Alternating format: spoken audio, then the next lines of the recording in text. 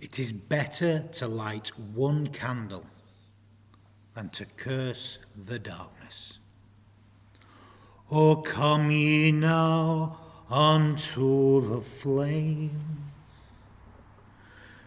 keep it through the night, nourish it and share its warmth, and spend its precious light. The torch is passed among us all to help us understand a covenant of brotherhood that joins our open hand. We are standing at the edge, faced with just one choice: teach each other to be kind, and let our hearts rejoice. As different as we seem to be, we are still the same, divided by our separate walls, but joined before the flame. O come ye now unto the flame, keep it through the night, shelter and embrace its warmth, and spend its precious light.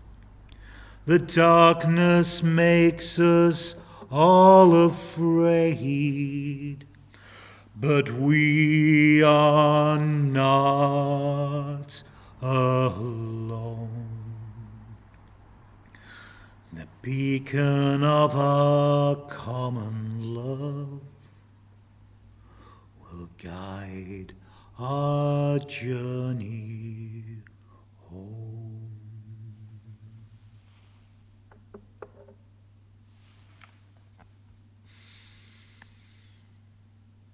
That's The Flame, recorded as I've heard it, by the wonderful Beth Nielsen Chapman, and written by John Jarvis and Joe Henry.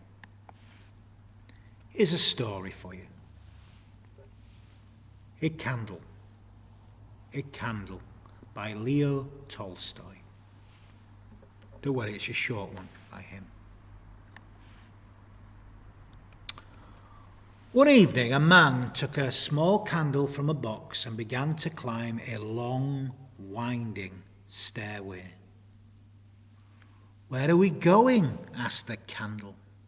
"We're going up higher than the house to show the ships the way to the harbour." "But no ships in the harbour could ever see my light," the candle said. "It is so very small." "If your light is small," the man said, "just keep on burning bright and leave the rest to me." When they reached the top of the long, long stairs, they came to a large lamp. Then he took the little candle and he lit the lamp. Soon the large polished mirrors behind the lamp sent beams of light out across the miles of sea. The start of an avalanche is a little drop of snow. As it rolls, it becomes mighty. When the sun shines, what can a little candle do? But in the thick darkness of the night, even the little candle gets its importance as it expels the darkness. Each of us has our little role to play in this life here on earth. When we keep on shining and do our duties diligently, we become important to the world and we find our purpose of life. Our role may be significant or insignificant. But what is important is how ardent and sincere are we in pursuing it without discouragement, to keep on going, to let our little light shine. Let your little light shine, shine, shine. A tiny candle or a match can start a forest fire. The little flames of your good example can actually change the lives of others without you knowing it. Can I be a light to my life and to the life of others? How significant is my light? Do I value my own light? What efforts do I take to pass on the light from my little candle, to pass on the light to others?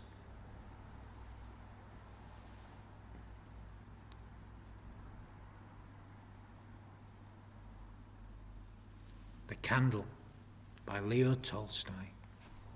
It is better to light one candle than to curse the darkness.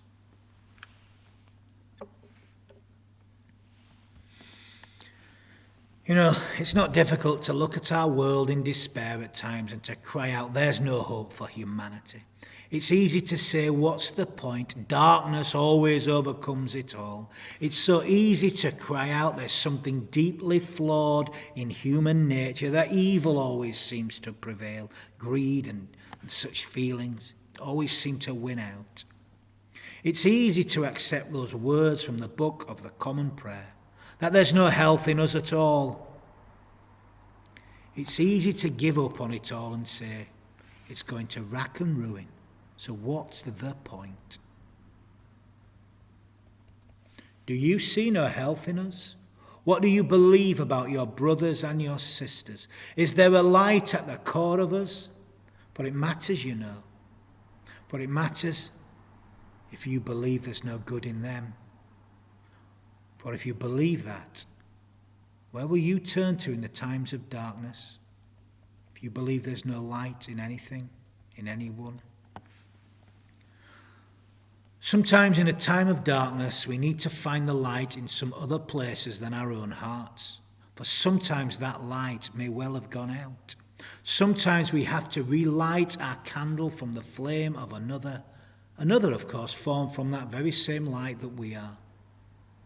As Albert Schweitzer said, at times your own light goes out and is rekindled by a spark from another person. Each of us has cause to think with deep gratitude of those who have lit the flame within us. There are many who have rekindled the spark in me over the years. I hope I've done the same for others too. We human beings are capable of incredible acts of love and compassion. I see this every day in my personal interactions, and I see it on a global level in the way that we do respond to the horrors and the crises that we witness in our lives, both locally and globally. We human beings are capable of such goodness. We're capable. But it's so easy just to look at what is wrong. So often, sometimes it's seemingly harder to see what's right, to see the love and the compassion. And yet this year, just look at how most folk have responded. They have supported one another in this time of global crisis when everyone's life has been so badly affected by this pandemic. But sadly, we don't hear enough about this. We only hear about the ones who act from that other place, from their selfishness, from their greed.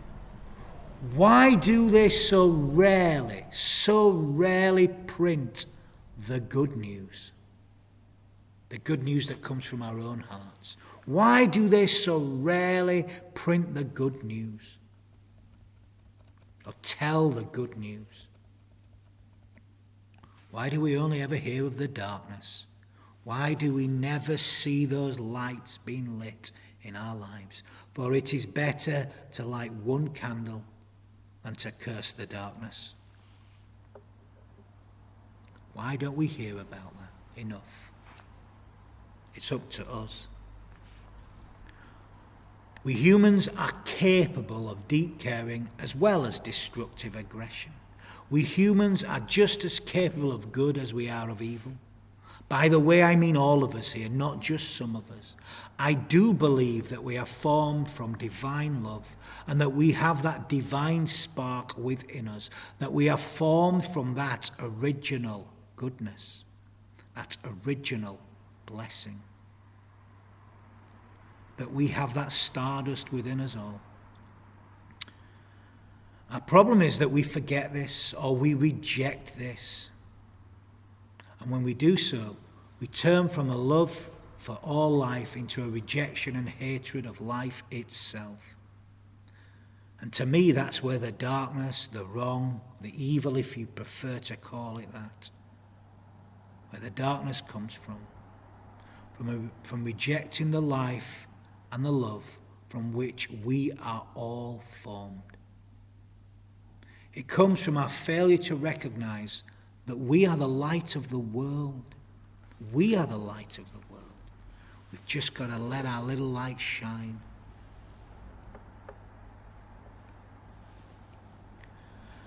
It is our task, I believe, to rekindle that loving flame within each and every one of us. It is our task to become the Emmanuel, that we must become the Emmanuel, the ones that the world has been waiting for. Not to wait for some figure to come and rescue humanity, but to be those people, to become those saviours ourselves, to let love incarnate within us and through us, to pour that love out on the world, to bear witness to the fact that God is already with us in our hearts and our souls, and to bring that love to life.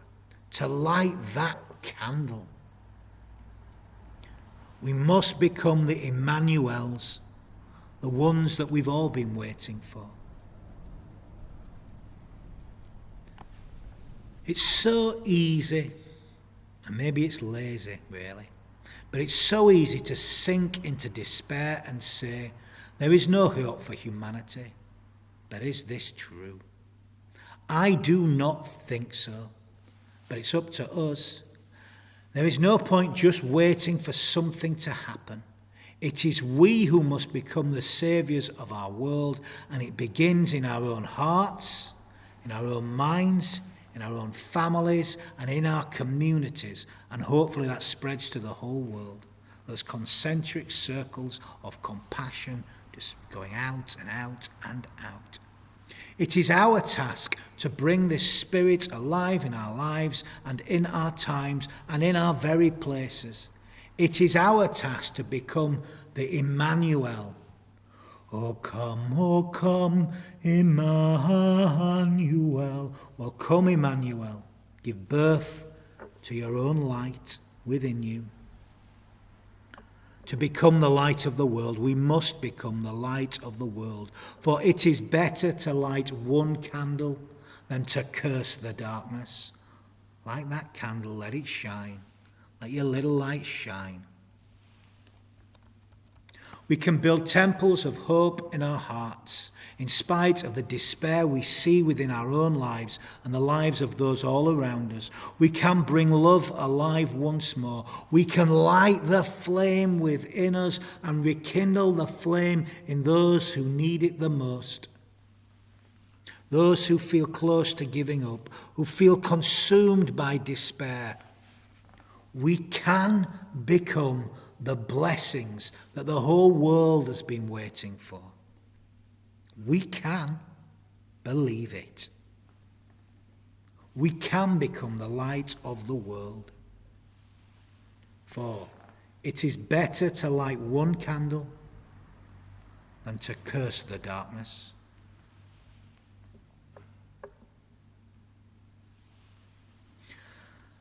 I'm going to leave you with a blessing. You know, we so desperately need to bless more. We can all bless, and we do so by giving our whole hearts to life. Just give your heart away. So let's begin today. Let's give our whole hearts away. Let's give our hearts to life. I offer these final words of blessing. May the Spirit of love open our eyes. May it shine light even upon the darkest of days. May we recognize the sacredness of one another, the sacredness of all life, in all time, in all spaces, and all places. May we remember that it is better to light one candle than to curse the darkness. One candle. Let your little light shine. May we bring our love to life. May we bring light to one another, and may we do so in all that we feel, in all that we think, in all that we say, in all that we do. Go in love, go in peace. Amen.